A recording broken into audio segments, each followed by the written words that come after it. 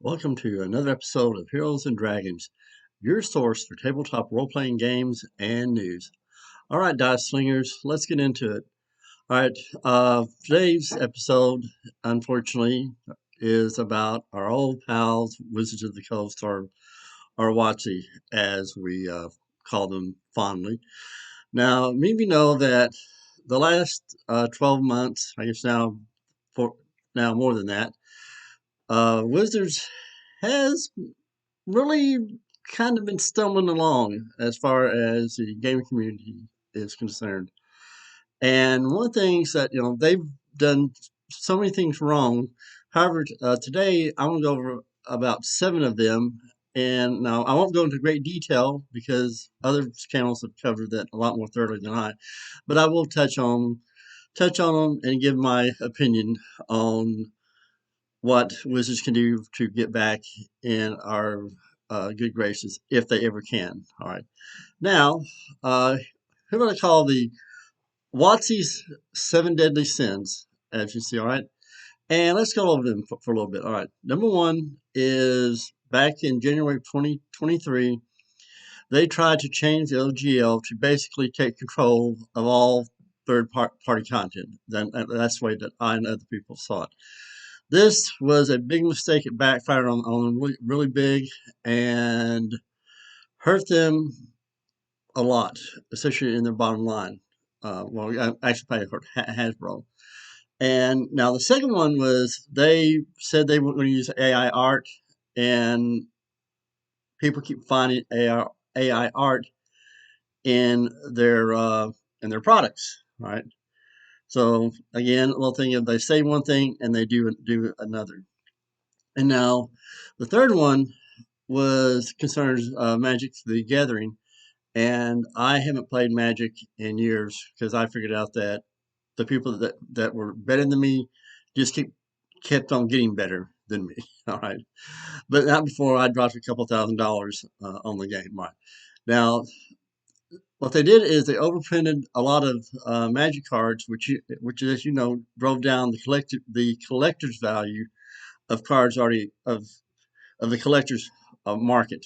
So it's just a thing of too many of one thing drives down the price, right? And of course, now we all remember the Pinkertons going to the man's house who got I think it was I forgot what the block was, but anyway, he was mistakenly sent some cards and that were not due to be made public. And he went on his podcast, I forget the name, I'm sorry, and showed him. Next thing he knows, the Pinkertons are there at his house, harassing his neighbor, terrifying his wife.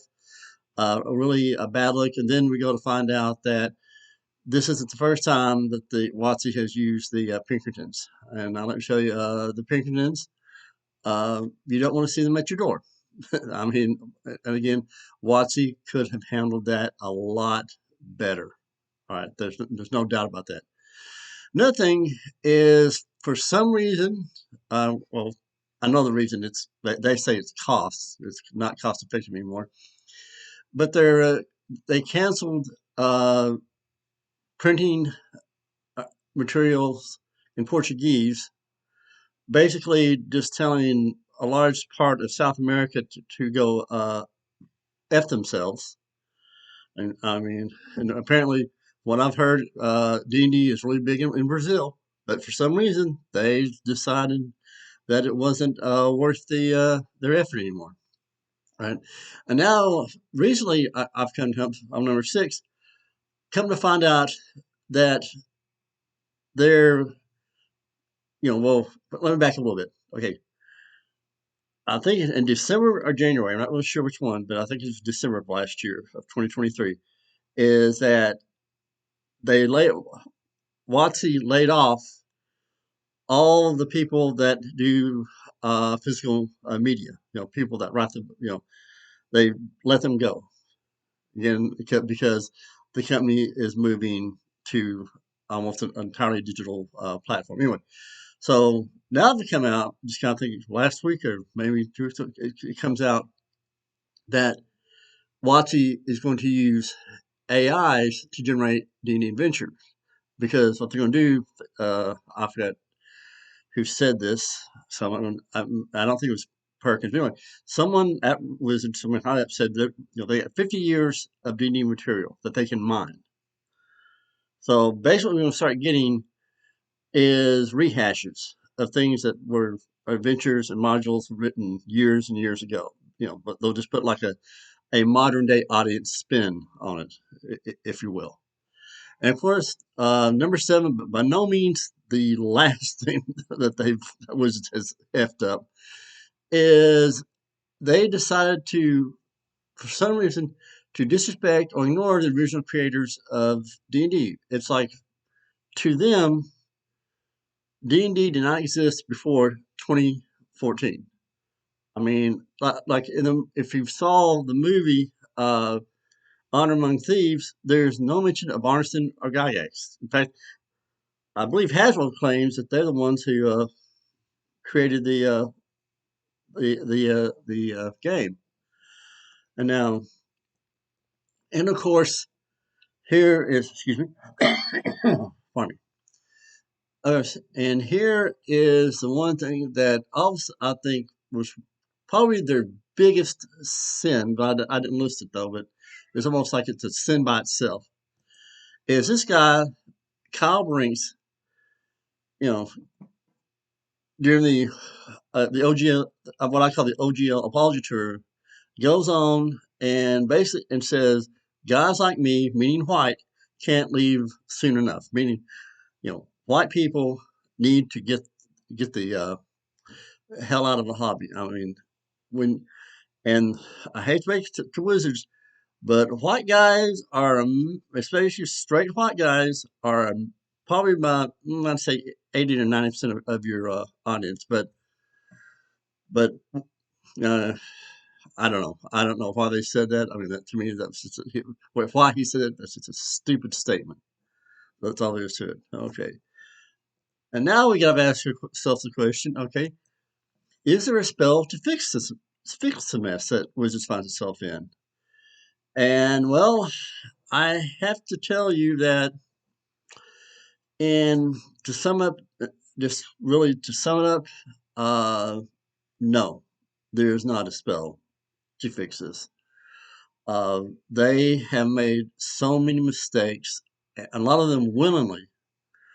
Uh, it's like they don't even care about the audience or the hobby itself.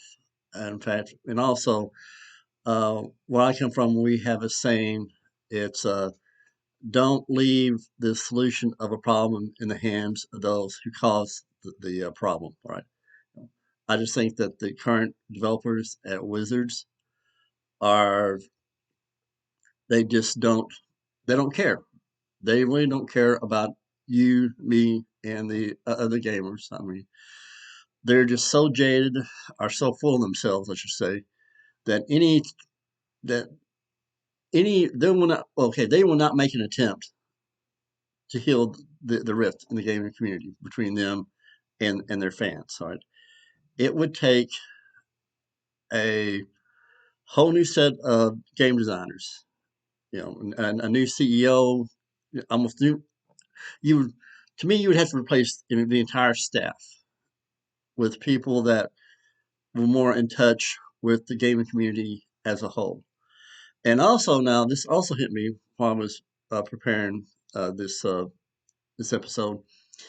Is they've done some stupid things. I put out some really head scratching products that like the what I call the Seattle's Magic Coffee Shop. That never really should have seen the light of day. That should have died in committee somewhere. All right. But here's the reason why I think they keep doing that is because we all know that Wizards is owned by Hasbro.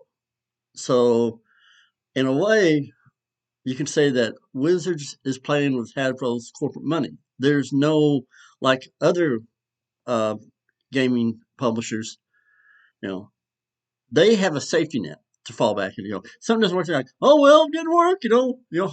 Tax write off for the big boys.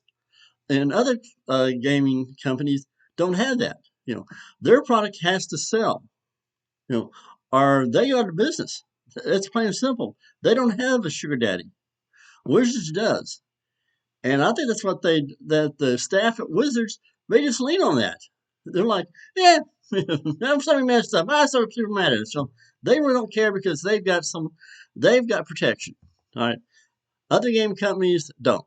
That's the end of, so therefore, Wizards is not going to change. Okay. There's probably a bigger F up coming down the line that will make the OGL scandal look like like a little pothole in the road. All right. Anyway, I know that's been kind of a downer video, and I'm sorry about that, but I just had to get these things off my chest. And so I guess until next time, I want y'all to keep slinging those dice, and I will catch y'all later.